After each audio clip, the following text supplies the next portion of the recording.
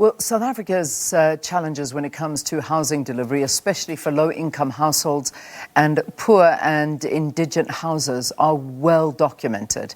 In an effort to fast-track delivery, the Ministry of Human Settlements is currently hosting a Human Settlements Indaba in Durban. The gathering aims to mobilise private investors, academia, NGOs and traditional leaders to partner with the government to accelerate the delivery of sustainable human settlements across the country. Neville Chainee is the Deputy Director General responsible for planning and strategy at the Department of Human Settlements, and he joins us this morning. Great to have you, Deputy DG. Thanks very, very much for your time. Morning.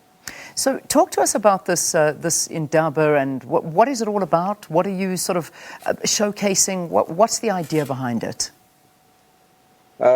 Thanks, Leanne. The purpose is, as indicated yesterday in the opening by Minister Kubai, it's about transforming human settlements for accelerated housing delivery through public-private partnerships.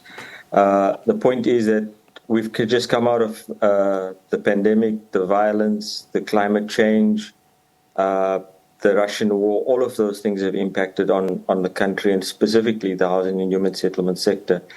And based on the fact that Minister Kubai has taken over just over a year, there's been a number of initiatives to reset in relation to accelerating public human settlements delivery. Focused on that is specifically the issue around public-private partnerships, because the one thing we've learned in the last 3 years is that we're not going to be able to do this alone. We need public and private investment. And also yesterday, that was important, we had Dr. Ramaphosa from the presidency who gave us an outline of the initiatives that the presidency has undertaken with the department. But also importantly, yesterday we had Controlessa as well as the chairperson of the House of Traditional Leaders and Khoisan House,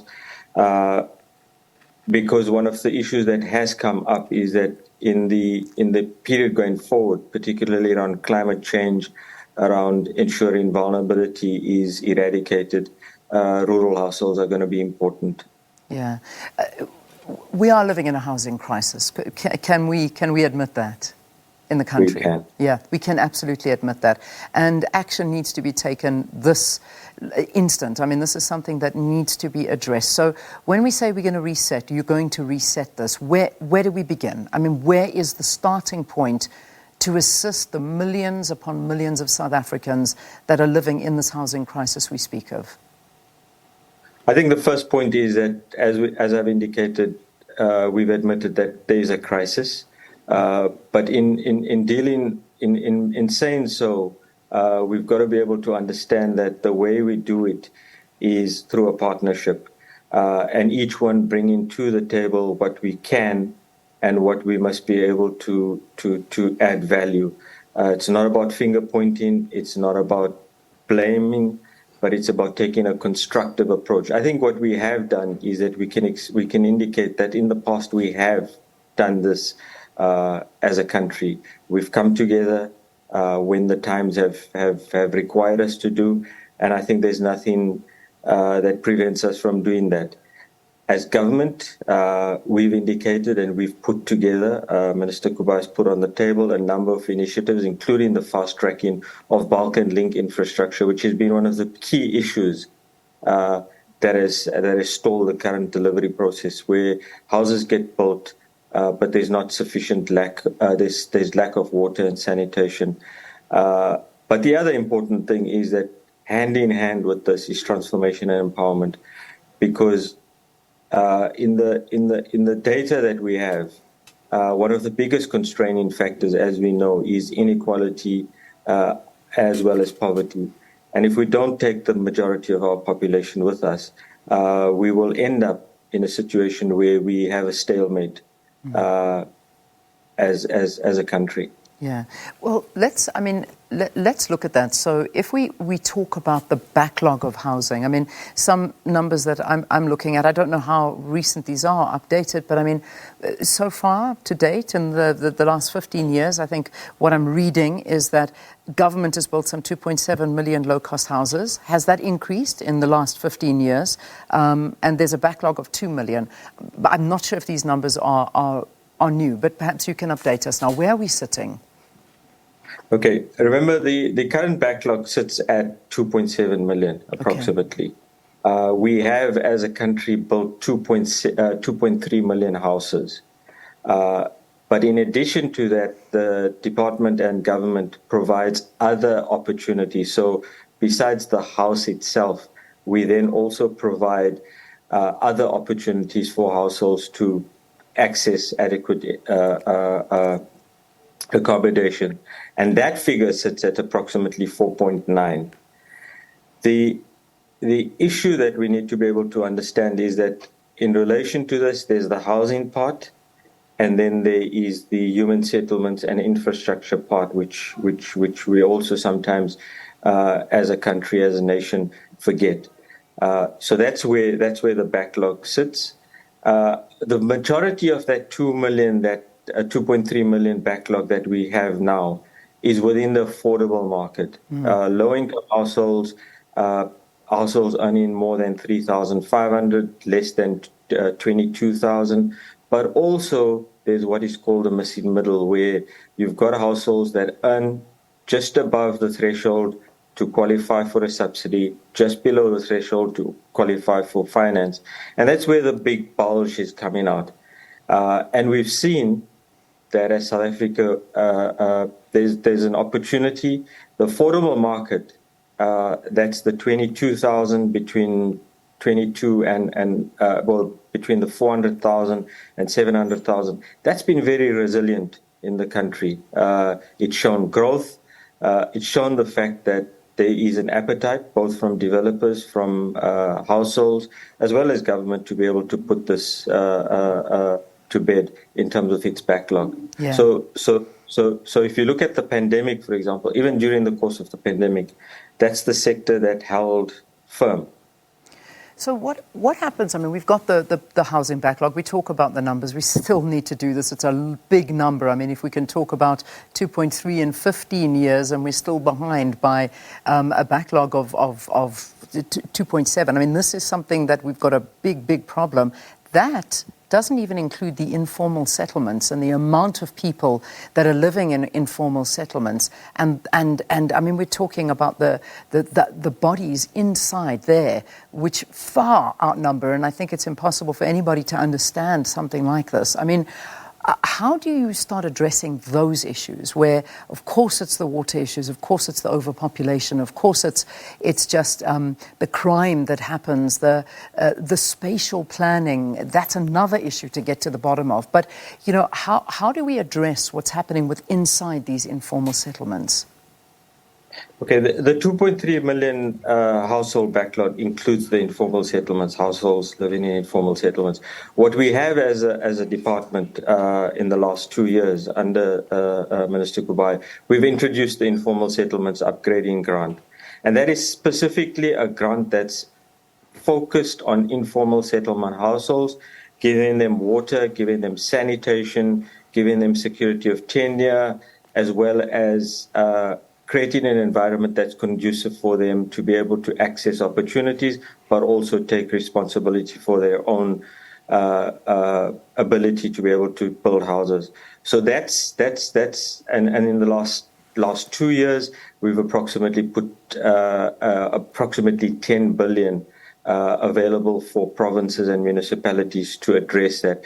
Because yes, as I've indicated, and I think we've acknowledged, if we don't address vulnerability, if we don't address inequality, if we don't address poverty, we stand to lose from the democratic dividend as it's put. What about spatial planning? Because at the end of the day, I mean, we talk about the issue of the legacy of apartheid, and we all know what the legacy of apartheid is and what it has done. But spatial planning within human settlements is also a massive issue, because having areas built around cities is what you need. Now, we talk about the lack of land as well, and that's another conversation. I mean, when we talk human settlement, the conversation is so massive. It's got so many different areas, and I'm hoping that the Indaba addresses all of that. How do we get to the bottom of that, and where are we with this? Yeah, and one of the things that has come up, and I think it was addressed yesterday in the Indaba, in the presentation by Professor Ramakgopa from the presidency, was the fact that we've got to be able to, as part of this plan, arrest the flight out of our inner cities, because in your major urban areas, you've already got infrastructure, you've already got the ability to upscale. So we've got to be able to also then arrest the development that takes place, for example, in Gauteng to the north, in Joburg, in Cape Town, in Pretoria to the east, in KZN to the north. That's what we must be able to do. And the opportunities are there. And that's one of the things that we need to agree on, is the limits that we put in place with regards to what we can do outside of those spaces that integrate us. An important fact is that currently 57% of the investment that we've had over the last 28 years has been in 5 areas. So you find concentration in 5 metros. That's where the bulk of the investment, and then the balance of the investment is non-existent in the other areas. Hence, you have a pull factor for households in rural communities into the towns and cities. Hence, the proliferation of informal settlements and households looking for opportunities. But I think what we need to be able to do is to be rational, is to be calm about it. Because one of the things that this pandemic and some of the other crises around the climate as well has taught us, that we're not alone in this, and therefore there are lessons for us to be able to take out of this. Even developed economies have gone through this in the last couple of years. And we know that, for example, if you look at the fires, if you look at the flooding that's occurred, it's something that we have. But I think for us as a country, we've taken a few good initiatives, and we need to leverage that. So, for example, if you look at the Just Transition climate initiative that's been launched by government, that takes into consideration housing and human settlements, has been a key cornerstone of that. Yeah. Just a quick one in terms of delivery on free houses from government. How much longer can you do this?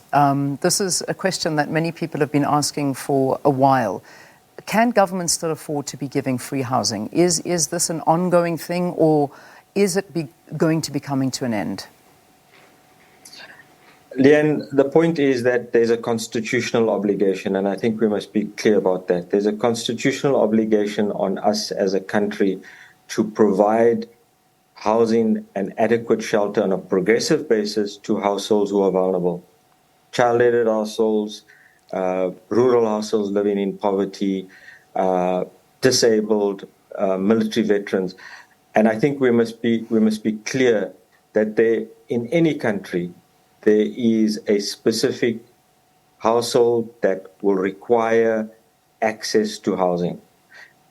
And what we need to be able to do is to understand that there's that group and that sector that irrespective of what decision gets taken, they will still be required to be provided with housing. There is another sector and the other parts of the scenario where those households, we will then have to provide them with service stands, vouchers, opportunities for finance.